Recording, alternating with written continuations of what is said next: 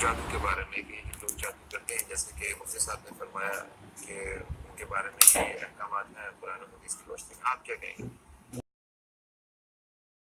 یعنی جادو شرک ہے، یعنی خدا کی طاقت کے مقابل آپ ایک ایسی طاقت کو کرتے جو آپ کے شیطانی افکار اور شیطانی خواہشات کو پورا کرنے کے لیے ایک ایسی متوازی طاقت ہے جو خدا کی بجائے آپ کی خواہشوں کو، بری خواہشوں کو پوری کرے گی، تو یہ شرک ہے۔ اس لیے رسول اللہ صلی اللہ علیہ وآلہ وسلم نے جو دعا تعلیم فرمائی ہے، ایک دعا یہ بھی ہے کہ ماشاء اللہ لا حول ولا قوت الا باللہ، جو چاہے وہ خدا کرتا ہے اور اللہ کے سوا کوئی قوت کارگر نہیں ہے۔ تو اس طرح سے مطلب ایک شرک ہے، یہ میں حاضرین کو بتانا چاہوں گی، کیونکہ اکثر جب گناہ سر عام ہونا شروع ہوتا ہے تو اس کی وہ حرمت نہیں رہتی۔ جیسے آپ گالیوں والے معاشرے، ہمارے کئی محکموں میں گالیاں چلتی ہیں، وہاں جو گالی نہیں دیتا اسے بزدل سمجھا جاتا ہے، وہ گناہ جو ہے وہ رسم اور روایت میں تبدیل ہو جاتا ہے۔ اسی طرح اس وقت جادو، یہ معلوم نہیں کہ یہ کتنا بڑا گناہ ہے، یہ شرک ہے خدا کے ساتھ۔ اپنی شیطانی خواہشات کے لیے وہ رحمان کی طرف رجوع نہیں کر سکتے، تو وہ شیطانیت کے تھرو اپنی ان طاقتوں کو پکارتے ہیں جو اللہ کے متوازی وہ طاقتیں کھڑی ہوئی ہیں، تو شرک ہے خدا کے ساتھ، اس لیے اس کی کوئی معافی نہیں ہے، اور اس کا نتیجہ بھی خدا قرآن میں بتاتا ہے۔ قرآن کوئی کہانیوں اور قصوں کی کتاب نہیں ہے، قرآن میں عبرتیں ہیں، استارے اور بشارتیں ہیں۔ ہاروت اور ماروت کے جس طرح بتا رہے ہیں، ادھر کیا ہوا؟ دو میں آپ کو بتاؤں اخلاقی ایلیمنٹ سے جو معاشروں سے ختم ہو جائیں تو جادو اور اس طرح کے عملیات کا دورہ ہوتا ہے، ایک حسد اور ایک تکبر۔ یہ دو اخلاقی بیماریاں ہیں جو شیطان کی بیماریاں ہیں۔ پہلے تکبر کیا اور اب وہ حسد کر رہا ہے آدم سے۔ یہی دو بیماریاں جب معاشرے میں سرایت کر جاتی ہیں تو انسان اس حسد کے لیے وہ برے راستے اختیار کرتا ہے جو شیطانی راستے ہیں، شیطان کے راستے پر چل نکلتا ہے، اور اس میں وہ پھر جادو کرتا ہے۔ ہاروت و ماروت کا کیا سلسلہ، اور معاشرہ ٹوٹ جاتا ہے۔ شیطان انسان کو بستے نہیں دیکھنا چاہتا۔ ہاروت اور ماروت کے سلسلے میں کیا ہوا؟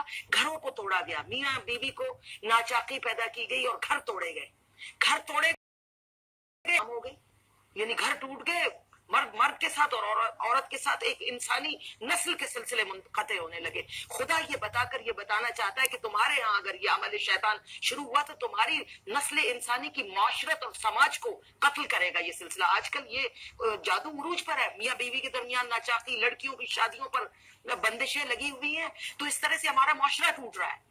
آپ توڑ رہے ہیں اپنے معاشرے کو۔ دوسری طرف حضرت موسیٰ اور فرعون کا واقعہ، خدا یہ عبرتیں دلا رہا ہے کہ اگر تم توحید پرست ہو، موسیٰ کی طرح کھڑے ہو گئے تو بڑے سے بڑا جادو جو ہے وہ خاک ہو کر رسیوں کی صورت میں، وہ جادوؤں کے جو سانپ ہے وہ رسی بن کر تمہارے سامنے گر جائیں گے، اور اس میں پھر آپ کو ٹریکرز ملیں گے۔ یہ جو آپ بتا رہے ہیں کہ کیا کریں، اس کا توڑ کیا کریں، جادو کے لیے اللہ تعالیٰ نے ٹریکرز رکھے ہوئے ہیں۔ قرآن میں ہے وَنُنَزِّلُ مِنَ الْقُرْآنِ مَا هُوَ شِفَاءٌ وَرَحْمَةٌ لِّلْمُؤْمِنِينَ، شفا بھی ہے اور رحمت بھی ہے۔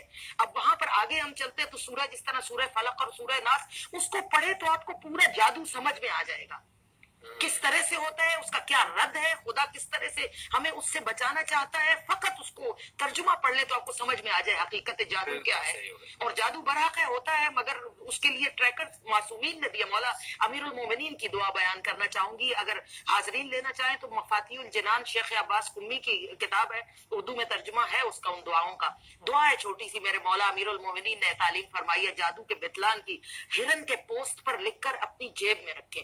وہ ہے کہ بسم اللہ و باللہ، بسم اللہ و ماشاء اللہ، بسم اللہ لا حول ولا قوت الا باللہ۔ قال موسیٰ، آیت قرآنیہ، قال موسیٰ ما جئتم بالسحر ان اللہ سیبطلہ ان اللہ لا یصلح عمل المفسدین فوقع الحق وبطل ما كانوا يعملون فغلبوا هنالك وانقلبوا صاغرین۔ یہ تعویذ ہے جس میں آیت قرآنی میں یہ بتایا گیا کہ ان کو بتا دو کہ جو یہ کر رہے ہیں سحر، وہ خدا فساد کو پسند نہیں کرتا، عنقریب اس سحر کو باطل کر دے گا، اور یہ سارے شکست کھا کر پیچھے کی طرف گھسٹتے ہوئے واپس چلیں گے۔ یہ ہے جادو کی حقیقت، شیطان کے عمل۔ اچھا، آپ نے وہ کہا ہرن کی کھال کا ذکر کیا، وہ تو میرا خیال ہے کہ ریاست کا قانون دیکھا جائے تو وہ بھی یہاں حرام ہے، یہاں پہ اس کا شکار کرنا، اس کی کھال کہاں سے برآمد کریں؟ نہیں، ہرن جو حلال ہیں ان کا شکار حلال ہے، جو حلال جانور ہے ان کا شکار پر مطلب یہاں مطلب ہمارے قانون کے مطابق جو ہے یہاں پہ ممنوع ہے ایک چیز نا، تو وہ ہم پہ تو